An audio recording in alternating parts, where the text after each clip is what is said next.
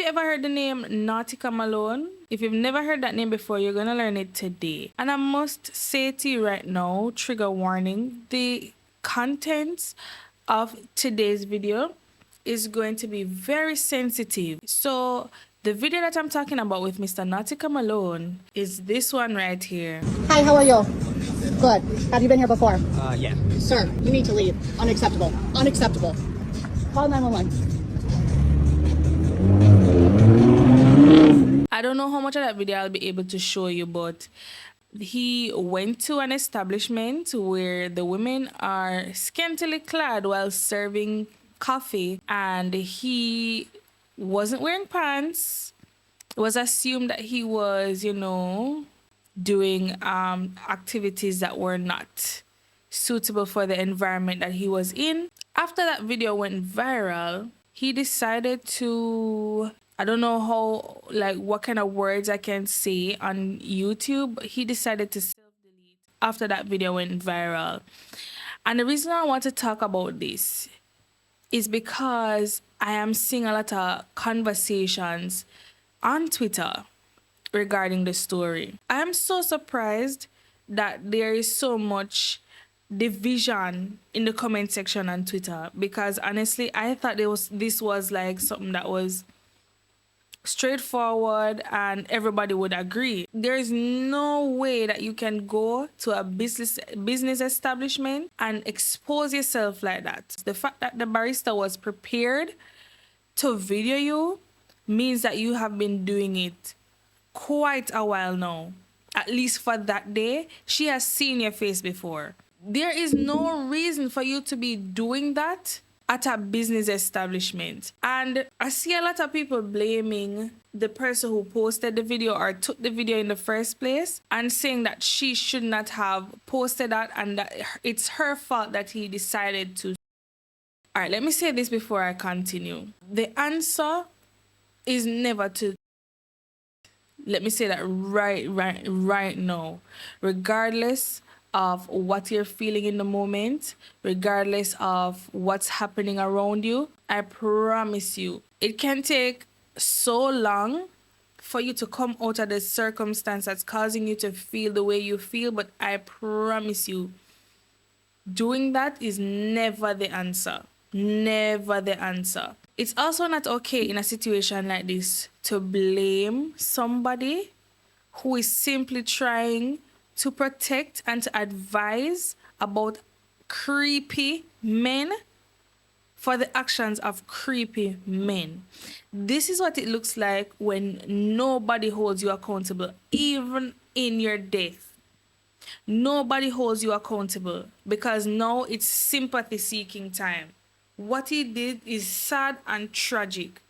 Sad and tragic, but he made the decision to do that. Everything that happened in this whole line of events are things that he decided to do. She could have not posted the video. He also could have not drove through the drive-through with his pants down, doing whatever he was doing and making the women there feel uncomfortable. That's not okay.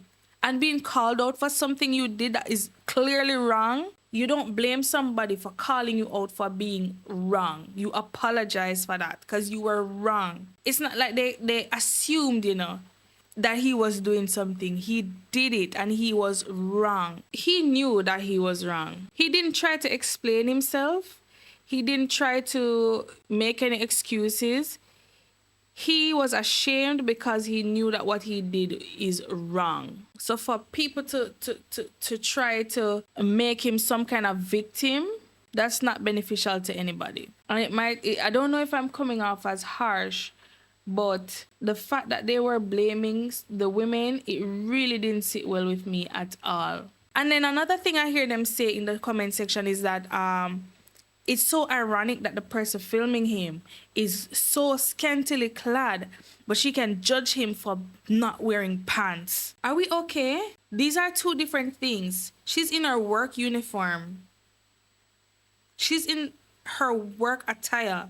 Regardless of how you might feel about it, this is what they wear to work.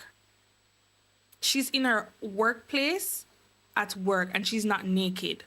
she has on shorts. So it's two different situations entirely. This speaks to the way that people see female bodies. I think it does.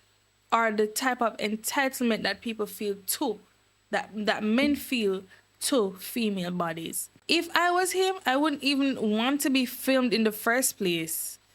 I wouldn't want to be filmed knowing what I am doing. There's something clearly there's something that's not okay, because you know what you are doing there. You know you have no clothes on. You know you have no clothes on. So why are you so comfortable being filmed? People will look for any reason just to not hold somebody accountable, and it never profits them, because this is what ends up happening. You are not used to being held accountable, and so it strikes so much fear in your heart. And I saw this comment on Twitter, and it's what led me to do this video. People would rather die than to be held accountable. You can't go around blaming people all your life. It never it never benefits you.